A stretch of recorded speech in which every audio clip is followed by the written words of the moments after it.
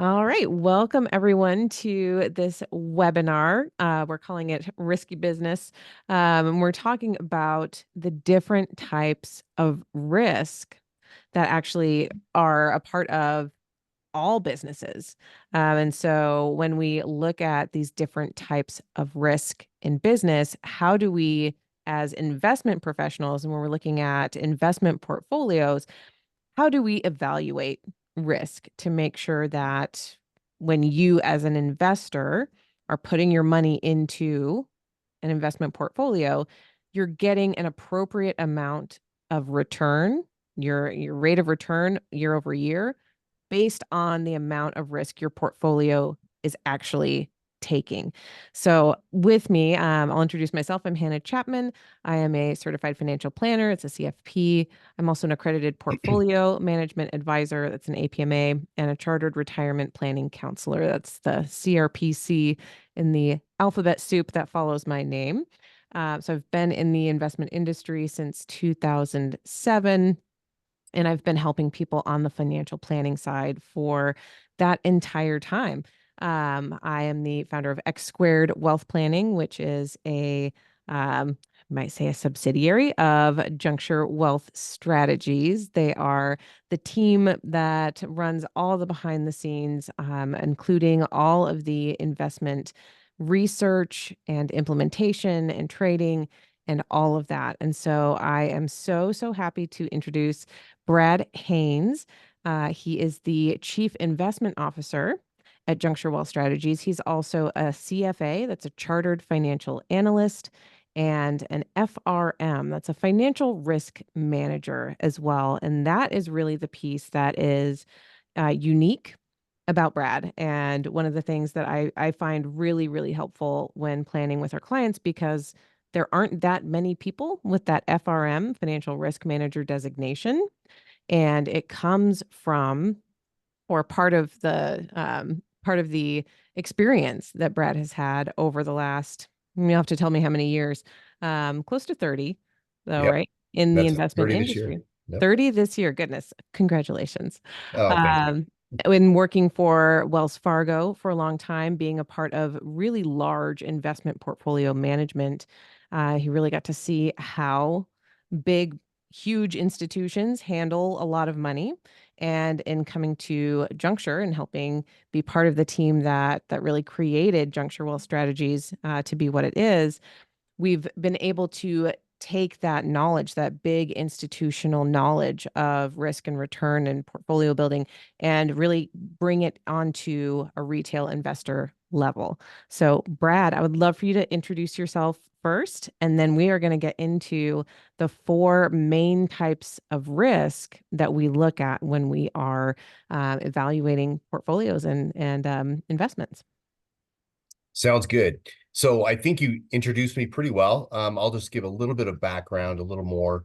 Um, I started out in managing money and advising clients 30 years ago, during a time in which 1994, for those who can remember or have studied history of financial markets, that was a time where the Fed was increasing interest rates at a very rapid clip. And it was one of the last times that the bond markets really suffered from a total return perspective. So, here we are, 20, 30 years later, and we've just gone through that same type of cycle with the Federal Reserve really ramping up their interest rate increases over the past couple of years. By way of education, have an MBA. I'm a CFA charter holder, which means that's kind of the premier designation in managing investment portfolios for institutions, for governments, for charities, and for households. And so at Juncture Wealth Strategies, where I'm the chief investment officer and an owner, we primarily focus on high net worth families and individuals, but we do have a number of institutions and charities that we manage money for as well. The FRM, which you mentioned, Financial Risk Manager, is a unique designation simply because what it does is it looks on it looks on the other side of the coin. In the investment business, we talk a lot about returns, and return generation. And when we do financial planning, we focused all on what is your go forward return between now and your time horizon. Um, we don't necessarily talk as much about the risk. Well, they're just two sides of the same coin. Risk and return cannot be, they're inextricably linked. They cannot be separated. So we really need to analyze both sides of that coin. And so when I was a CFA charter holder, which was fantastic at helping me generate return out of assets and investments, but I felt like I needed a little bit more, a deeper look at risk and how we can manage that for client portfolios and for clients. And so I embarked on getting the financial risk manager, which essentially takes that risk component and goes very, very deep. So it's an interesting study. Encourage anybody who really likes math and likes investments to take a look at it. But yeah, so that's me for until now. Until now, here we go. Here we go. See what comes next. Well, let's dive in. I know you've got some slides, and we'll have some dialogue as we go through as well about, what does that look like? What are these different types of risk look like from an investor, like an investment professional standpoint? And then also like, okay, what does that look like from the client side? So that's one of the special things about, I think, our collaboration whenever we talk, Brad, is that you've got experience on the client side as well. Like I won't say that you don't, but the CFP side of things, right? Like my entire I don't want to say purpose. That doesn't sound right. But when I'm working with clients, it really is on that personal financial planning and being able to take these big concepts and make them understandable for clients.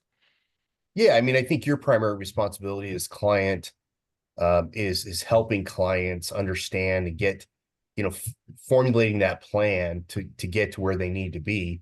I'm a secondary resource for you. I do everything else so that you can be in front of clients and help them understand that really easily. And I apologize for any of those in attendance or listening or viewing this in a replay format.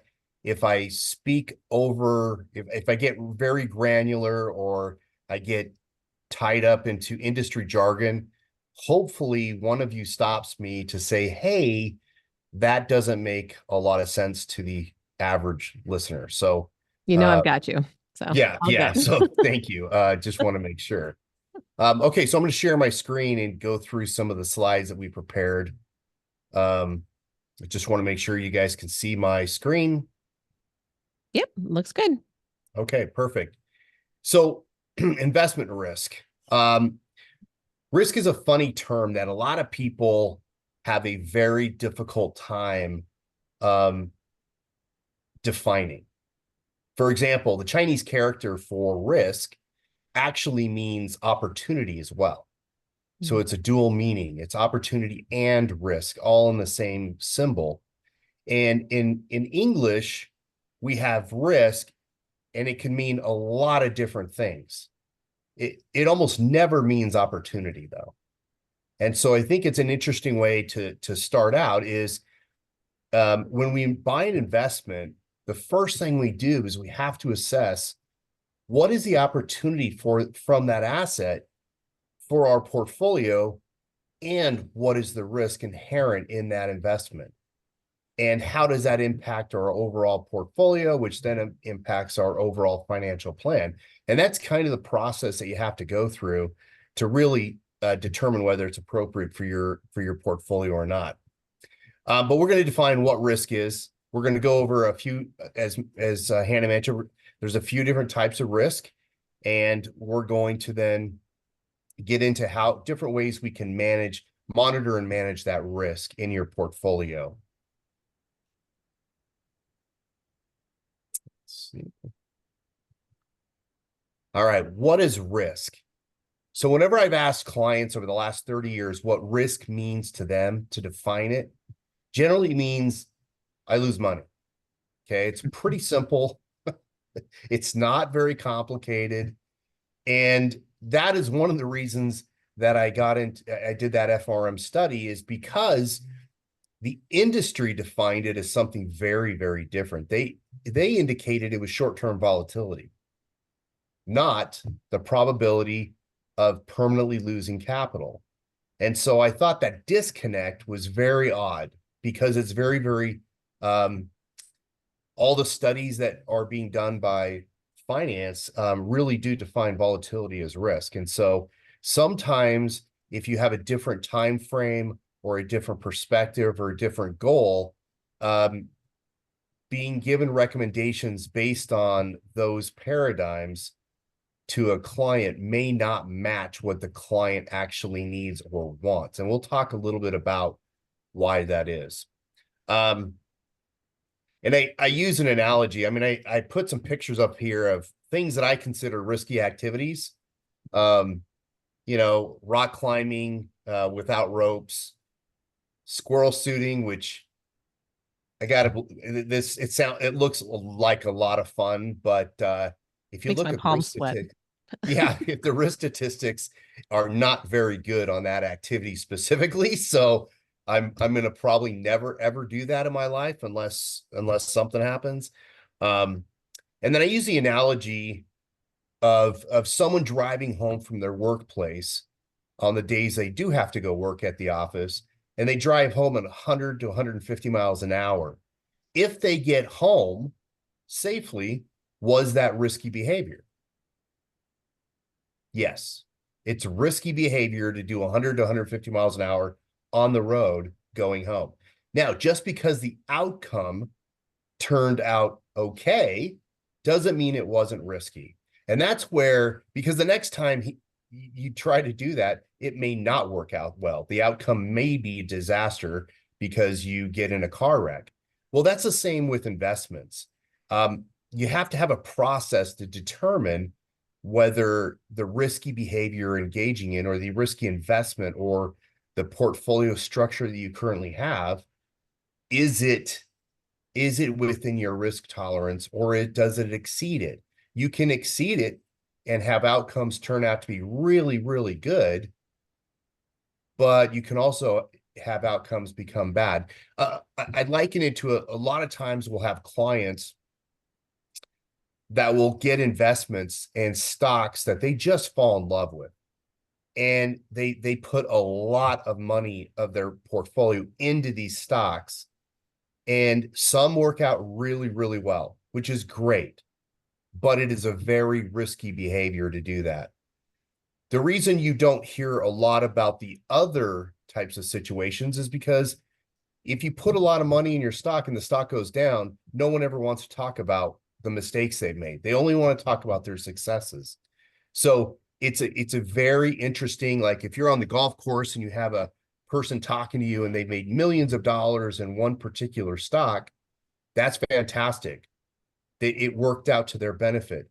But I'm not saying that might be a riskier behavior than you want to engage in as an investor.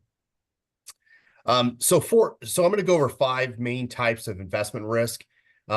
We're going to go through these pretty quickly. These are not all of the risks inherent in a portfolio or a business or any asset that you look at. All right. But these are pretty representative of the main risks that you need to be aware of. One is the market risk. Another is credit risk. The third one is liquidity risk. Fourth is operational risk. And the last one is purchasing power risk, which we all know as inflation, which is just near and dear to our heart today. Market risk is the volatility. It's the change of price. How volatile are these assets? How volatile are these portfolios? What does that really mean for us on a time horizon? What does it mean for our financial plan? How does that impact it? I use an example of, I put a chart up here of ARK Innovation Fund, which is an ETF that is, as you can see, pretty volatile. Okay, it goes up and down a lot. And then I contrasted it with the Vanguard Short-Term Bond Fund, a very, very popular exchange-traded fund that only invests in short-term corporate bonds. So it's not very volatile in comparison. As you can see, it's almost a flat line compared to the ARC, which has been up hundreds of percent and then down at one point 80 to 90%. So it's just two different assets. I'm not saying either one of these are good because that's not the point of that conversation. It is just volatility is inherent in all assets. This can be short-term in nature. And in fact, what the studies indicate is the longer you own a particular area of the market, the less volatile it becomes as you gain momentum in your returns. So if you start with $100, it can be volatile on a short-term basis. If, for example, you've had it for 10 years and you now have $200, that volatility decreases, generally speaking, because now you have $200 in it as opposed to 100. So it's important to remember that volatility over time in a long-term portfolio goes down, not up. So short-term volatility is the one thing. And that's the thing that we all focus on in the media. We focus on with clients on a quarter-to-quarter basis. Some really important investors use volatility against the market. And we tried to attempt to do this for our individual clients. Individuals that are essentially have a long time horizon, have an easier time investing, using times of volatility to add money because they don't necessarily need to make short-term results. They need to make long-term results. If you have a 20-year time horizon, what do you care the next 3 months? What you do care is about the next 20 years and that progress toward it. And so short-term volatility can be a fantastic event for long-term individual investors to really take advantage of those downturns to invest more money in the equity markets.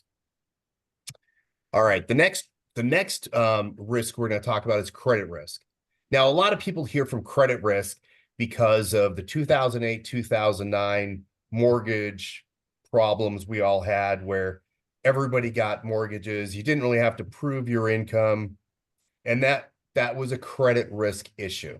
Okay, credit risk is what's the probability of this institution, this government, this company paying me back the interest and principal to which they have promised me.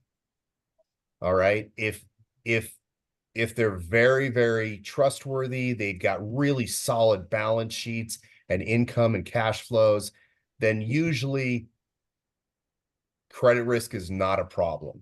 Okay. But it can become a problem if the economy goes through some really rough times. Certain areas of the market go through rough times. One of the examples today is office real estate. We've heard a lot about office real estate, that since 2020, how many people have returned to the office 5 days a week? Not many. A few of the large companies are starting to require 3 days a week back in, but still, there's a lot of offices out there where they have a lot of vacancy because businesses are now still working from home and offering those flexible work arrangements.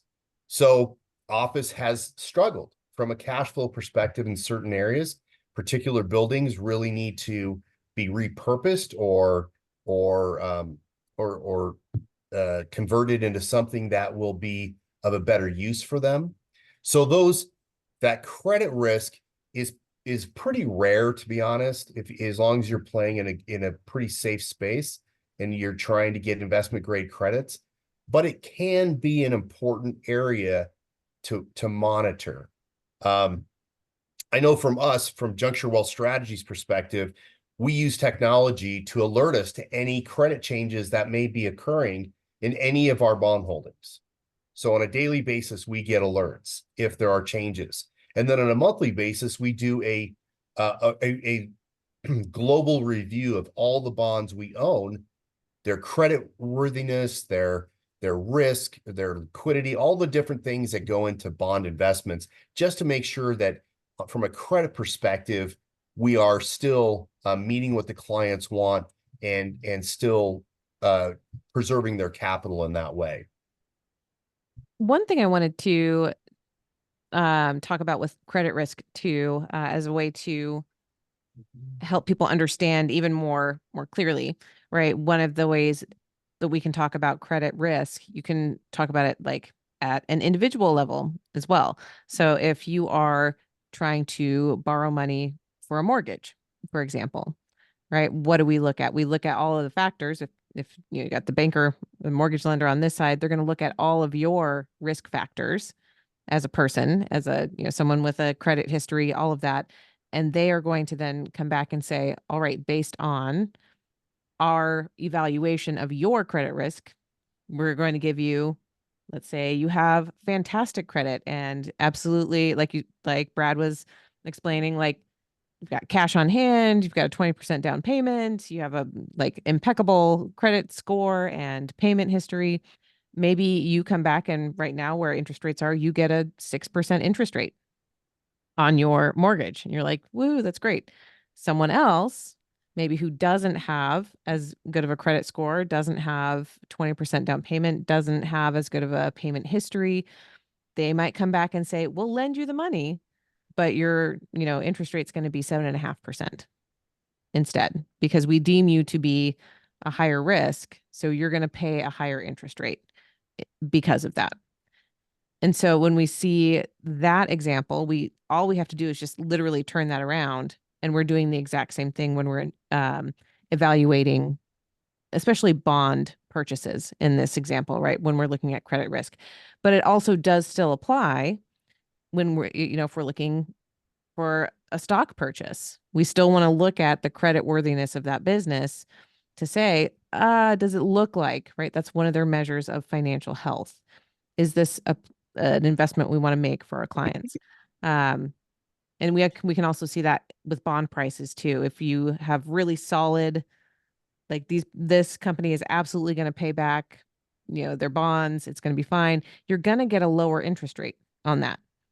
So they're going to pay you maybe 4% interest in today's market, right? But if you go into a higher risk category and like the company itself has more risk and it's not quite as solid or sure that you're going to get all of your money back, you might get a higher interest rate on that. It might be 7 or 8%. They're like, we'll pay you more if you give us money because we know we have a higher risk of not being able to pay it all back. Is that a good way to? That's a perfect way of looking at it, because essentially that's exactly what happens with companies and households. Households are no different. And there's a lot of analogies that to be made between the two. And it's interesting because from time to time, as an investor, I buy bonds that are less creditworthy. Okay. Why would I do that? Well, sometimes they offer a yield that is much, much higher than the really, really safe bonds. And even if I correct for bad credit events, I still make money on that deal. So from time to time, we will go into what we call high yield bonds or bank loans, which are typically to lower credit quality companies or municipalities or governments. And the reason we would do that is because the return could compensate for any of the risks that we're taking on. Now, today, that is not a recommendation. I would not recommend that at all. But again, from time to time, sometimes it makes sense. So Yeah, and that's exactly to what we said at the top of this was we want to make sure that you are getting the return that the risk that you're taking should imply, right? That's we're trying to line that up. If you have a higher risk appetite, you're okay taking more risk, then you should be getting a higher return as well.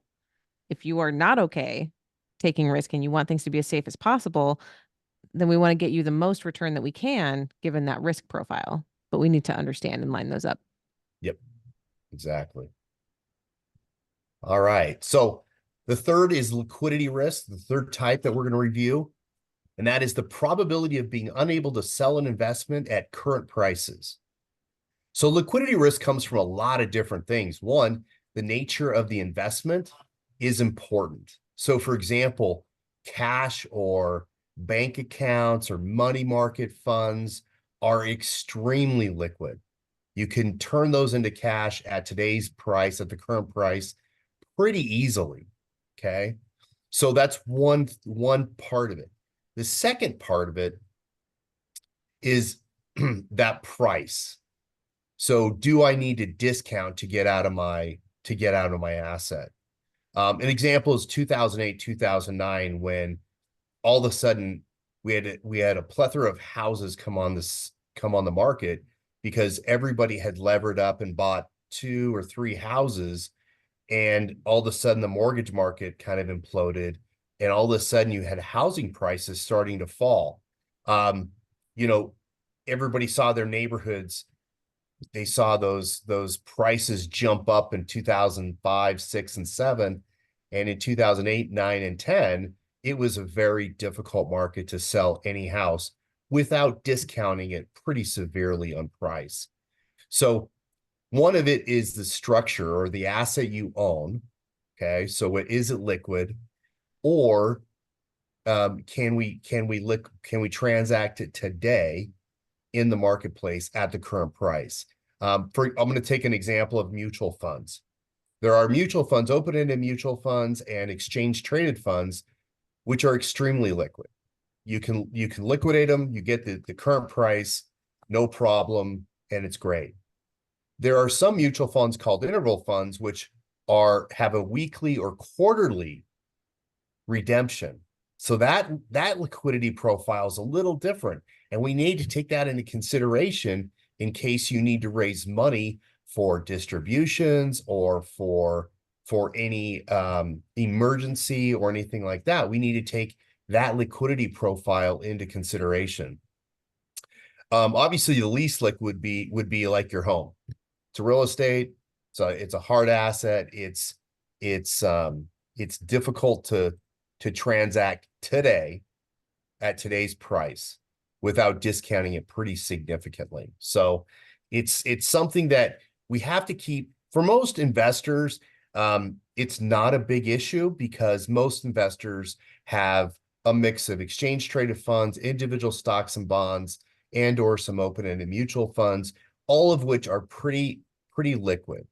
But we do have, and it's very popular nowadays to talk about, these alternative investments, which can be privately held. Privately held assets are just that. They're assets that they're not traded on any exchange, and the secondary market for those units or shares are extremely limited. And so people who are going into that should only go into it a very small percentage of their overall investment portfolio, and be very cognizant of the liquidity profile as they're starting to look to use some assets to live on or to do some other things with. But liquidity is something that we just need to be a little cognizant of about. All right. The fourth one is operational risk. Now, this is kind of it's like everything else kind of thing. So it could include outdated policies and procedures. It could include employee fraud.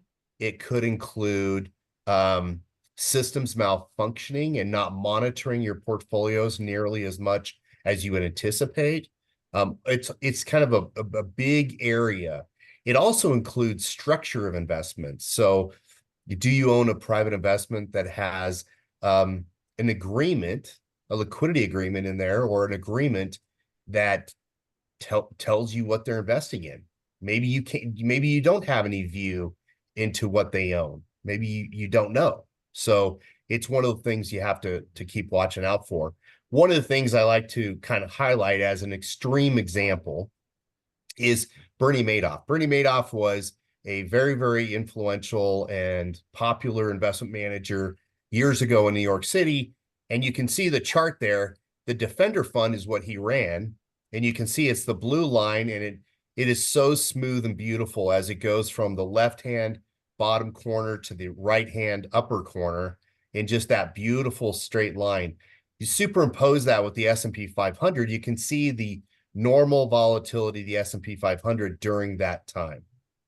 Now, he was arguably at one time one of the most successful money managers in the area, until it came out that he was completely fraudulent and it was a Ponzi scheme where he took money in, he either spent it on himself or gave it to the first part of the investors. So it's something that we have to, volatility definitely is not the only factor when it comes to risk, but having transparency in what you own and knowing what you own and how it impacts your overall investment is really, really critical. Now, to be fair, it can be difficult, like in Bernie Madoff's situation, it's very difficult to identify, but you have to do your best to figure out whether it's a real deal or not, before you make that investment.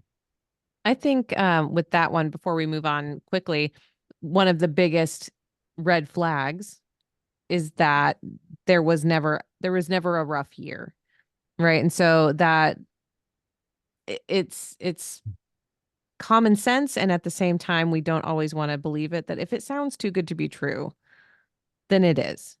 If someone is promising like straight returns all the time, like you're never going to lose money, and there's also not, there's lots of ways to evaluate that, but that's where from a client facing standpoint, I will have people ask about what about this or what about that, different investment opportunities, different things like that. And this is one of the things that we talk about, right? If if it sounds too good to be true, it probably is. We need to talk to the people and find out what are the actual risk factors that they might experience. And if I saw a graph like that, I would say that's not real. Like I wouldn't do that. Yeah, agreed. And actually, this fund was the subject of a couple of finance professors doing papers saying this volatility it can't be real. Like no asset, not even bonds, have have volatility that low with that high of return. And so you can do a lot to offset volatility, but you cannot avoid the fact that there is at least some volatility in the underlying portfolio. So again, if it's too good to be true, it is. As I said earlier, risk and return are inextricably linked. You cannot avoid that volatility and that risk standpoint from any. You just can't avoid it. There's got to be some there. It's just the nature of markets. So the last one I put in here, purchasing power risk, which is the erosion of your purchasing power over time. This is also what we call inflation, which is near and dear to our hearts because over the last couple of years, we've had a lot of it. Pretty significant amounts of combined inflation. In fact, we're at about 23%. So your dollar in 2019 purchases 23% less goods and services than it did in 2019. So it's something that, as a long-term investor, volatility can be one thing to watch out for. Credit can be one thing to watch out for. Liquidity can be one thing to watch out for. But really the most pernicious risk for a long-term investor, household particularly, is purchasing power risk, is inflation.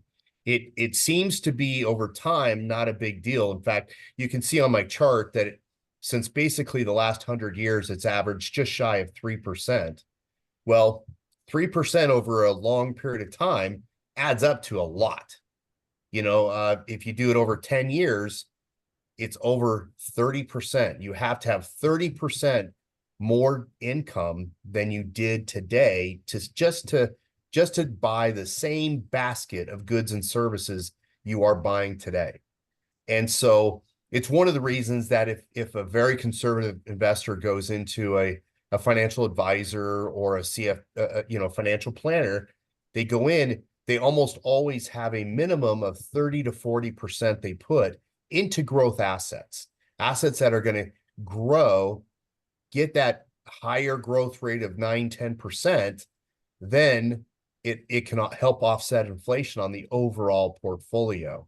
And generally, this is the biggest impact. And we're seeing it a lot, particularly the last 3 or 4 years, as we've had this very high inflation. The cumulative effect has been pretty rough on a lot of retirees who have a lot of their assets in fixed income. They just haven't been able to keep pace with that inflation with their purchasing power. So it's something that is a very long-term problem. In any one year, people probably don't think about it much, but it is absolutely the largest risk over a long period of time that clients, investors take on when they're investing their assets. And I know, Hannah, as a financial planner, you talk a lot about this, the cumulative effect over a long period of time of inflation and how you need to position the portfolio to take that into consideration. Yeah, that's one of the things that is really surprising to people, is just how much, if they're spending $100,000 today in today's money, all right, well, when we put a 3% inflation calculation on that, when you are, say, 90 years old, say we have a client who's 60, in 30 years, that $100,000 that you're spending today, that turns into, I'm not going to do math right off the top of my head, but somewhere in the $300,000 to $400,000 per year for the exact same, quote unquote things that you're paying for now, which we all know also isn't going to be the same. We didn't pay for streaming services back in the 90s. We didn't pay for, have $300 phone bills for cell phones back in the 90s either, right? We pay for things now that we never would have imagined. And so if we think about that now today, in 30 years time, we're also going to be paying for things that we never quite imagined. And so that's a big piece in the financial planning process that I think a lot of people who don't, maybe who do it on their own, or go to someone who's not a more experienced financial planner, they don't take into account, or they don't understand just how important it is to really look at that, oh, if I have $1,000,000 and I only spend $50,000 a year, then it'll last 20 years. No, that's not how that works. It's not how that works at all. So yeah, we do look at that during the plan process, so that people can kind of understand how that works. Good. That's I know we talk a lot about the other risks, particularly market volatility, in the media. But really the most important thing they could cover is inflation and that deleterious effect on purchasing power. Mm-hmm. All right. So managing risk, one of the ways, actually the primary ways that the industry has determined to manage risk is through diversification. Everybody's heard of the word diversification. It means you own a lot of stuff, a lot of investments, right? And unfortunately, that is how it's been interpreted, is basically you own everything all the time. You own all parts of the equity markets. You own part of the bond markets at all points in time. And that's not necessarily what it means. What diversification means is owning assets that are independently correlated one with another. I make this extreme example is I can have a more diversified portfolio with 2 assets than a lot of people can have with 100. They'll own 100 different securities, I'll own two. I'll have better diversification in that portfolio because of the way I'm analyzing the portfolio. Diversification doesn't mean you own a lot of everything. What it does mean is you manage those correlations, or you watch those correlations pretty significantly over time. Obviously, positive correlation is two assets move in the same direction. Negative correlation is they move in opposite directions. And independence or zero correlation or low correlation means you can't really predict what one investment's going to do based on what the other one is doing. So that's a kind of an easy way to do it. One of the things that the way unfortunately for the client is the way they've sold diversification is that during the down times, the market crises, diversification will save you or help you. And unfortunately, during market crises, we find correlations go to one. They increase significantly. So that benefit of diversification just really during market distress doesn't really necessarily help that much. So it's something that correlations we have to watch very, very closely. It's a notoriously difficult job to do that, which is why the investment industry has kind of opted to owning everything all the time. But that is generally how we do it. It is imperfect. There are things that are happening today, though, that we are better able to help manage those downsides better than the diversification method. So there's different hedging strategies. There's different analyzing and forecasting of that correlation is a little easier and a little better nowadays with the technology and the data coming out. So it's something to keep in mind. That before you move on from that, yeah, I wanted to put that more into layman's terms, just Sure. for so everyone can understand even better, that when in times of market distress, correlation goes to one. What that means is that while things might, like, you have bonds over here and stocks over here, and we expect stocks to be, more volatile, and we expect bonds to be more steady. When we have a severe market downturn, instead of going opposite, like, okay, stocks are going down, bonds will go up. Nope, everything tends to just go down. That's what it means when correlation goes to one in times of market distress. It's like, oh, we thought we had things that would withstand a market downturn, but instead, every stock is just taking a nosedive, which is what we've seen several times, right? It happened in 2020, clearly like 2008, 2009, back in 2001. 2022. 2022. Exactly. So we have these different assets that are touted. Oh, this is a technology stock and this is a healthcare stock. So they're different. Like, well, when everything gets super volatile, they actually do the exact same thing and nosedive together. So that's what that means. Yeah, that's exactly right. So the industry is obviously coming up with really good solutions based on today's technology, today's data. It's really important to understand that the industry is very dynamic and solutions are being provided. So one of the things for clients that are viewing this, or for potential clients that are viewing this, or investors in general, is you should have, if you have a financial advisor, an investment advisor, someone who is helping you, or you're doing it yourself, you need a way to analyze these different risks in your portfolio. One of the things that I've noticed over my 30 years of managing money for people is risk tolerances tend to change, meaning when the market's good, everybody wants a little risk. When the market's bad, no one wants risk.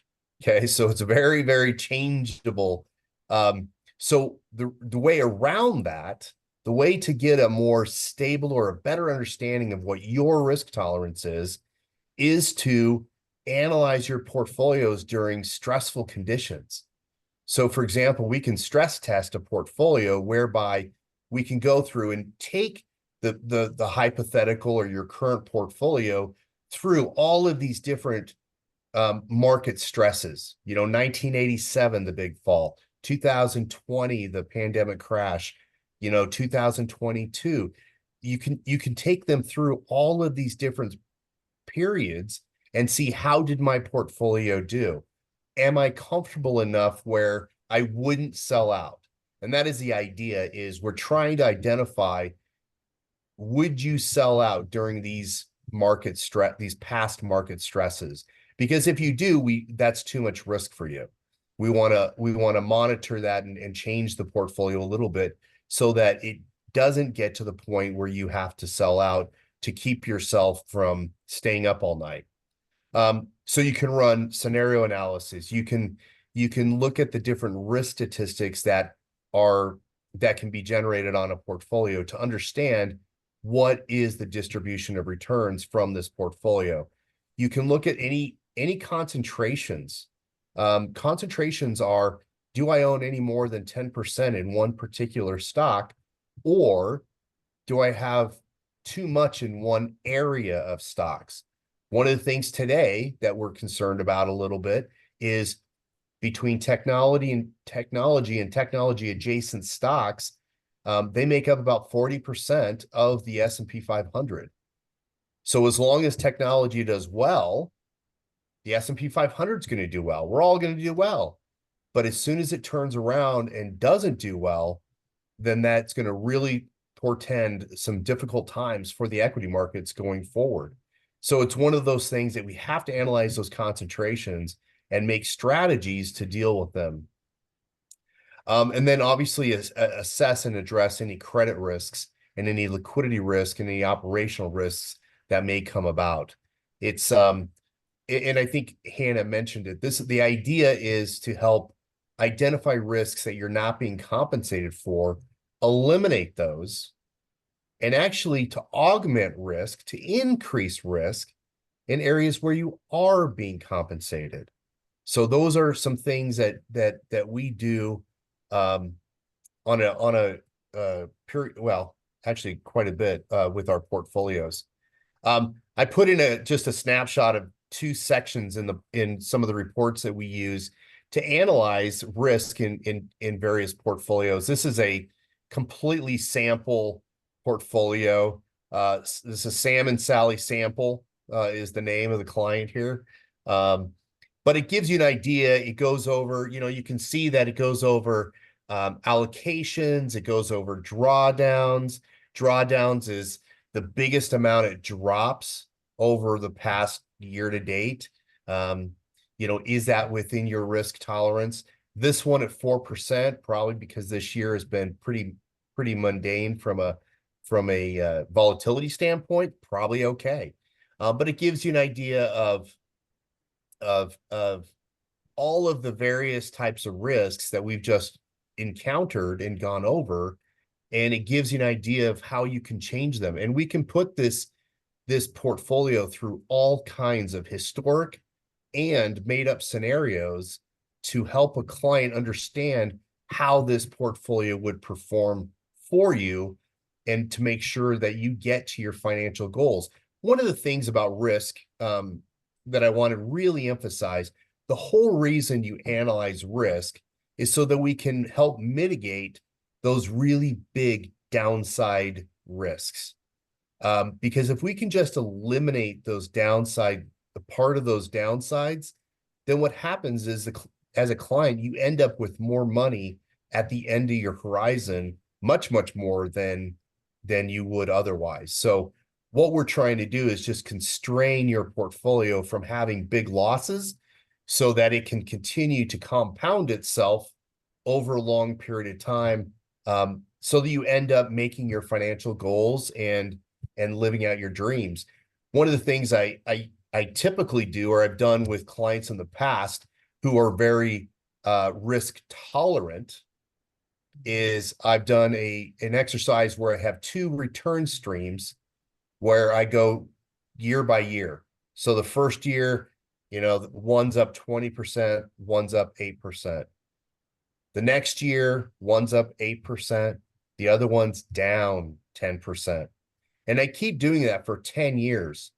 And at the end of the years, what the client finds out is the one with the consistent 8% winds up with a lot more money than the sexy, very volatile return stream.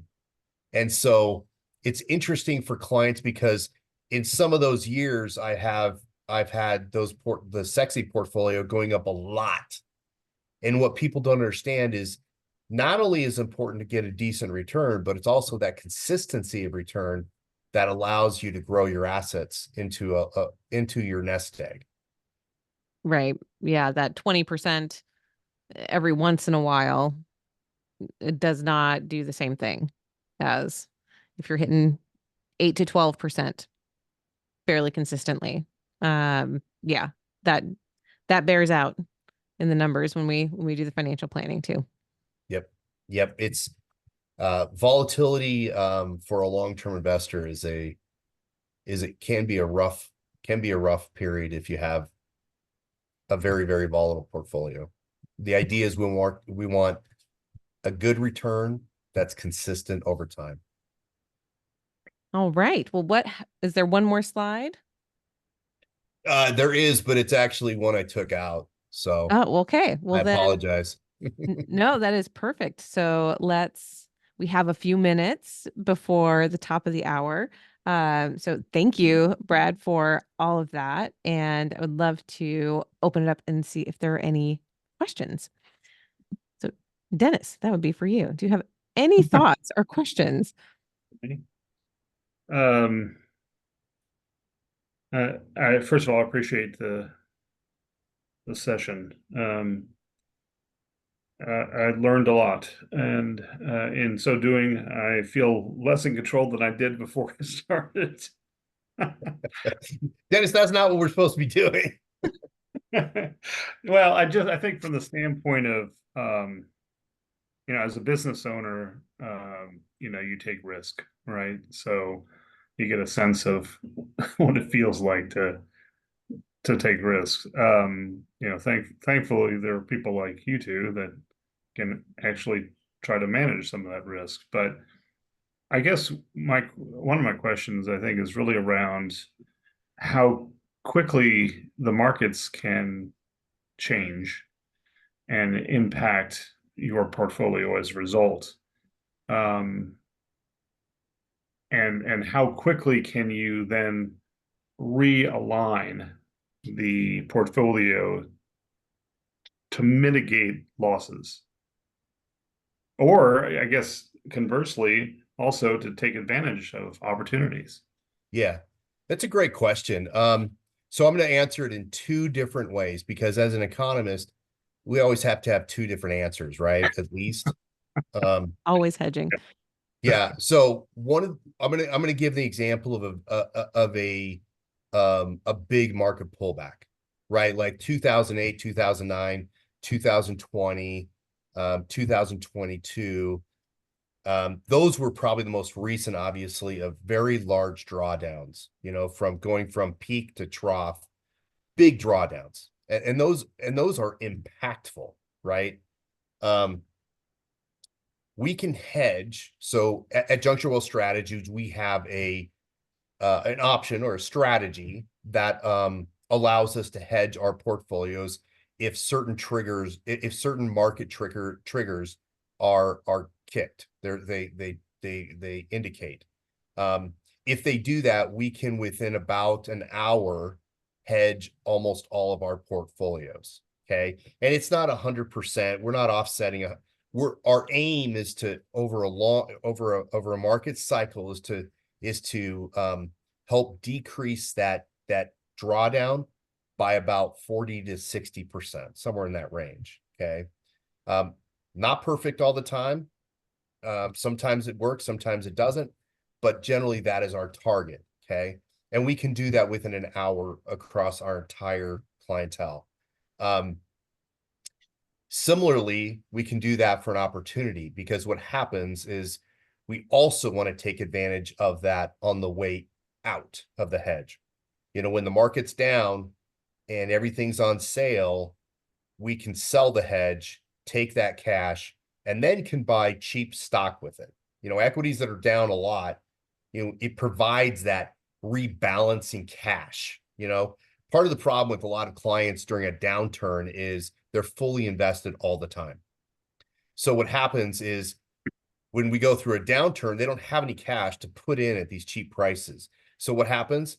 They have to ride through it. And so historically, financial advisors have said, hey, just ride it out. And that's the right answer because they don't have any additional cash. But if the client had a big cash pile over here, then the advisor would advise them, hey, put it back to work. It's on sale. Let's get back in. And that's a great time. That's a great time to pick up some extra return there. That is effectively what the hedge does for it. Not only does it offset some of the downside, but it also provides this big cash influx or infusion at a point in time where we want to buy all these stocks that are really cheap. And so then what happens is as you have more shares, right? Because on the way down, you have 1,000 shares. Now on the way up, you have 11 to 1,200 shares. If you go back to the peak over time, you have more shares. So you're participating more on the way up than you did the way down. And so that asymmetry between return and between the increase and the decrease really adds up to your portfolio doing well over a longer period of time. Now, that's during a market distress, okay? Not market distress. Let's say a long bear market, just kind of a drip drab down a little bit. Depending on the client and their situation, we hedge some, we don't hedge others, okay? Some clients that are living on their assets, we need to hedge because their distributions may, if the equity market goes down too much, it may increase their distribution rate to be untenable or unsustainable. And for those, we want to maintain we're still, preserving that capital for them. Longer term investors, more capital growth intensive, we kind of let them ride that one out a little bit, but because they're still adding cash, right? If you're growing your portfolio, they're adding cash over time.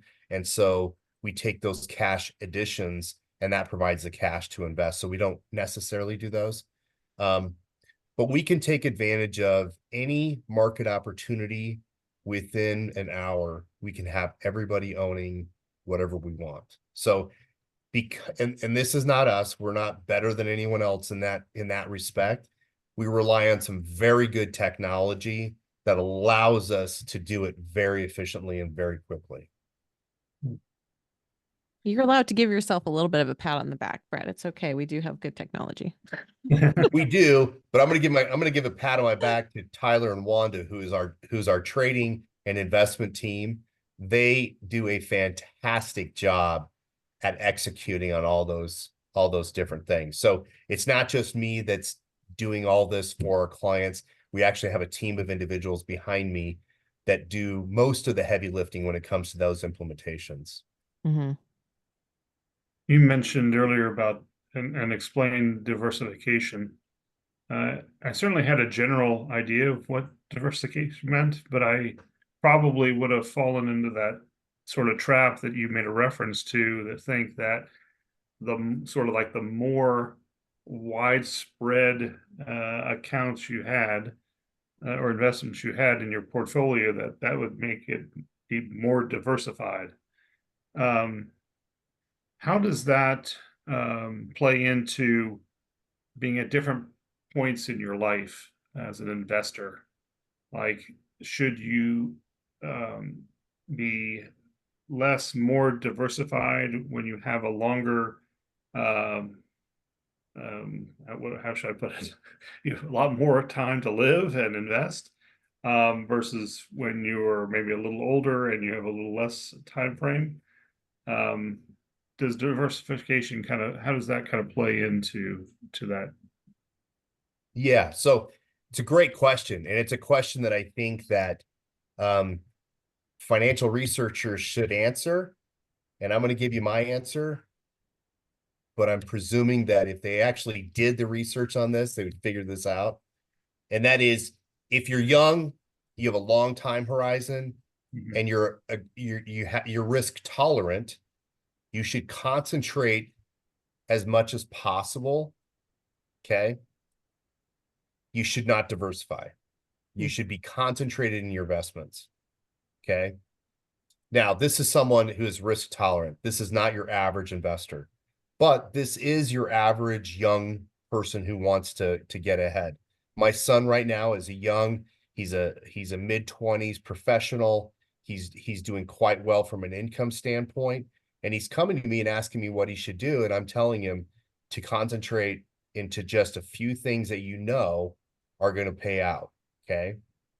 What happens is you get a little older, start having kids, start getting towards, oh, what about retirement? Then you need diversification becomes a bigger idea as the closer you get to retirement.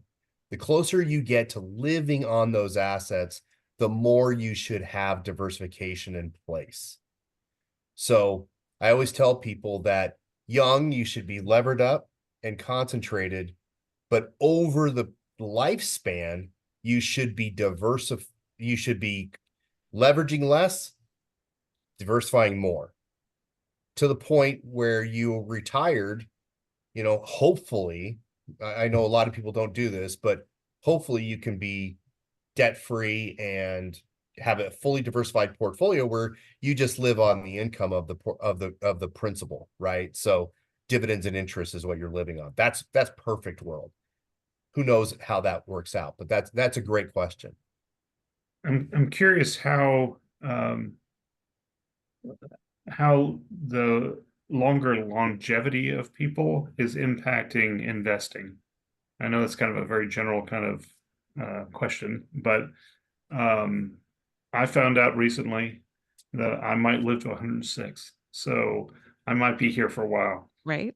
And so, how what would you just generally say as things to consider if people are indeed going to be living longer than what has been the case in past decades?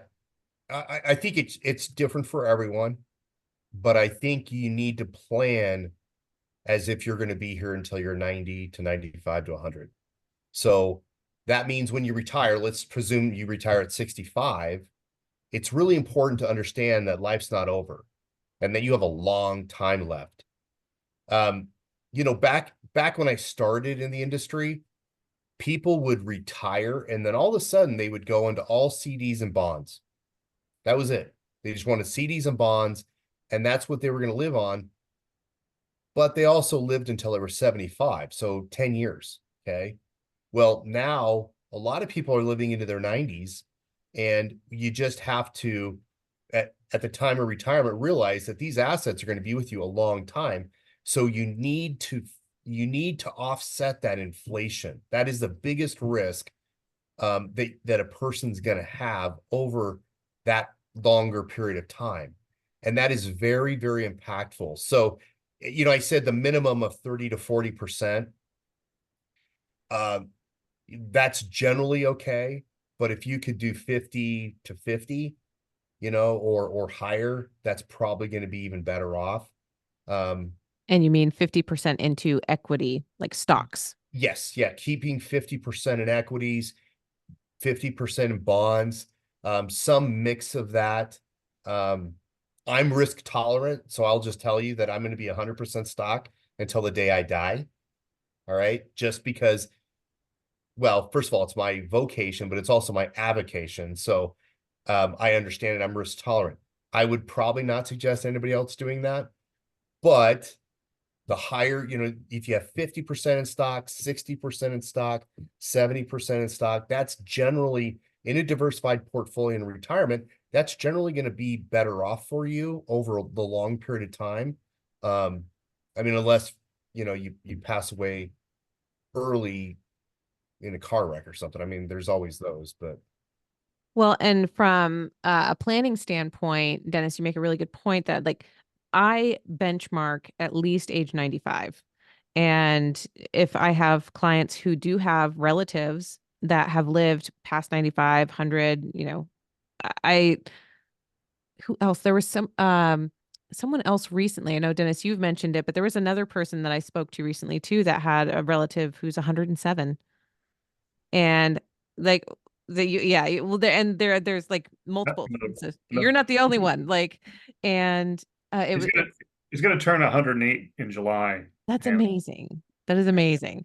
And yeah, I have another client who she's like, I just want to let's just plan to 85. I don't want to live past 85. I'm like, okay, let's look at what 85 looks like, but I'm also going to show you all the way out longer just in case because um we are living longer. We have newer technologies. People are taking care, literally just taking care of themselves better. Now and when you know better, you do better. We're doing that, right? When we found out that smoking like lowers your life expectancy dramatically, people stopped smoking in bigger quantities, that kind of thing.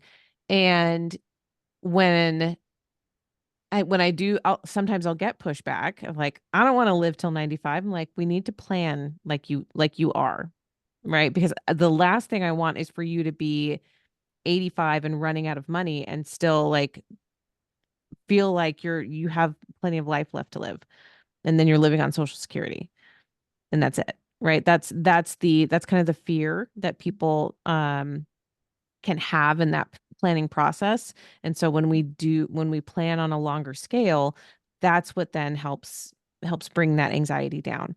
And so Dennis, to your point, the if someone is going to live past, especially to or past age 100, that's where keeping an equity portfolio is super, super important because our historical fixed income or bond or safe investment returns are historically around what average 3-4%.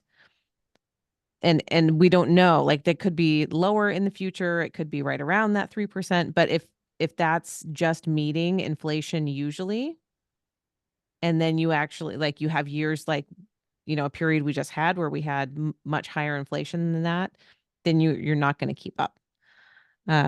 So that's always my recommendation as well. And I also have clients who are like, why would I ever go to bonds? I'll just always be in equity. So Brad, you are not the only one. It is not everyone, but I have had other clients say exactly the same thing. Why would I ever? Yeah. I mean, my goal is to live off my dividends from my stock, but we'll see if that ever happens. If anyone could do it, you could figure it Yeah. out, I'm sure. Yeah. Well, Um, is there last thought, Brad? to that point, Dennis, there's another group of individuals that they're living so long and they have had heavy equity exposure for so long that they're actually ending up with more money than they ever thought they ever would. And so then that introduces estate planning issues. And that's where, people like Hannah step in to help them do some estate planning where a lot of those growth assets, excuse me, can be allocated to charitable or legacy type purposes, giving it to the kids or just giving it to charity between now and the time they pass. So lots of things to do there. Yeah.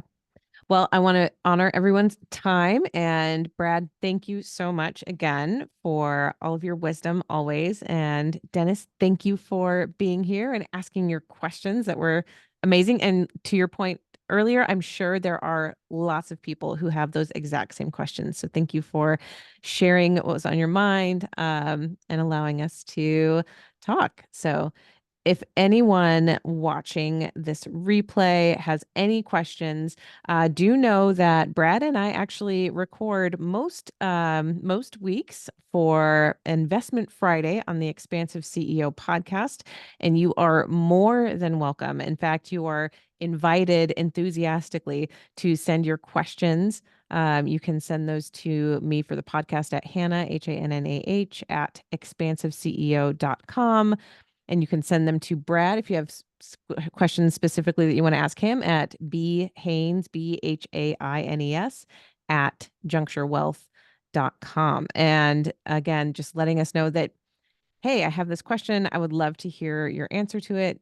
Go ahead and send it over and we will address it on a future podcast. But if you have any questions about any of the information you've heard here, or you want to contact us, or you contact me at Hannah, you can go to my website, x2wealthplanning.com, and you can also learn more about Juncture Wealth at juncturewealth.com. Is that correct? Got that one right? You nailed it. Got it. Great Got it job. all. All right. Thank you so much, everyone. We appreciate your attention.